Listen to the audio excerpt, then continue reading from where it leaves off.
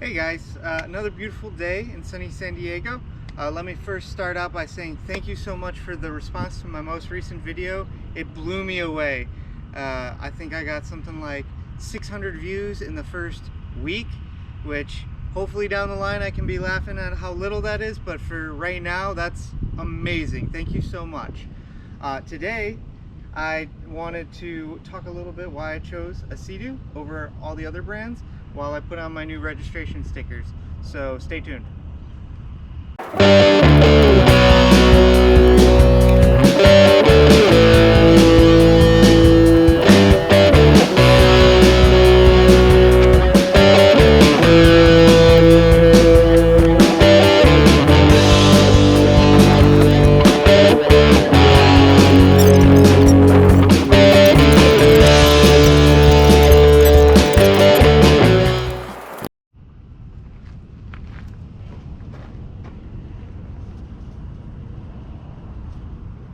So why did I choose a SeaDoo over other brands like Yamaha or Kawasaki? Well, it was kind of a long process. When I started looking at SeaDoos or jet skis, I was actually looking at getting an old stand-up. Probably a Superjet or maybe a 750 SX or something like that. And over time it slowly changed into, you know what, I should get a full couch. So then I started going to dealerships or power sports or whatever you want to call them, and I started sitting on the few models that they had in stock, mostly, you know, the more basic models, you know, GTIs, 160 LXs, the EXs I think are the Yamahas, and I wasn't really blown away by anything that was there. And then when some of the new 2021 models started trickling into the dealerships for Yamaha and Kawasaki, because they came out way earlier, I got some time to sit down on, I think it was a 310R and SVHO. Again, not 100%, but I didn't like the 310.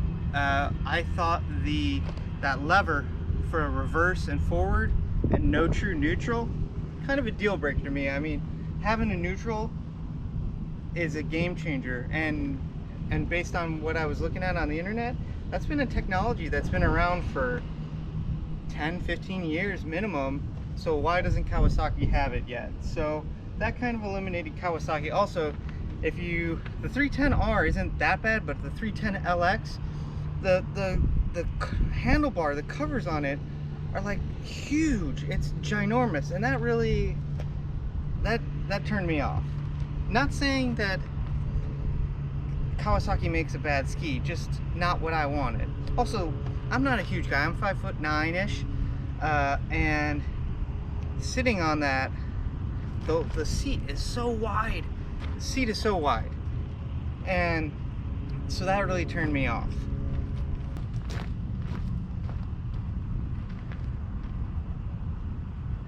And then SeaDoo announced their 2021 models, and I was taken away by the GTX.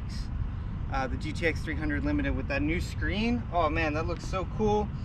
And the IDF, the debris field. But then when I really got thinking about it, I don't want to be the guinea pig for a new technology like that. It may very well be a game-changing technology that 5 years from now we'll look at it like we'll look at reverse or you know, neutral. So, oh, almost put that upside down. That wouldn't have been very good.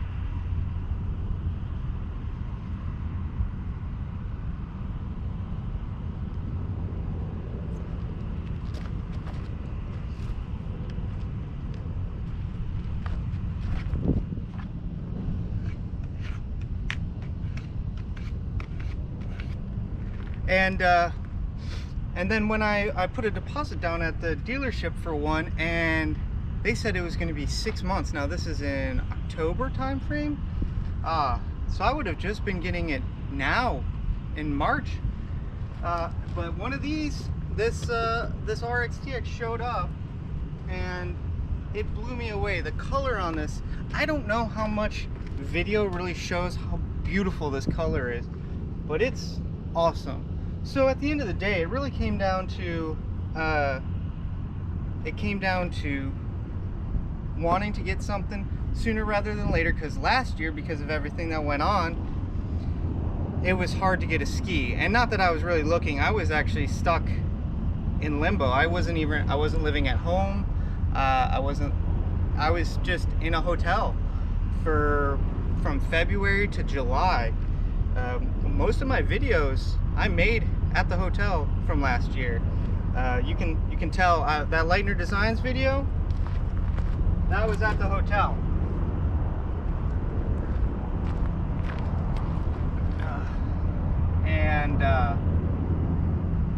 So I wasn't even looking at a ski last year.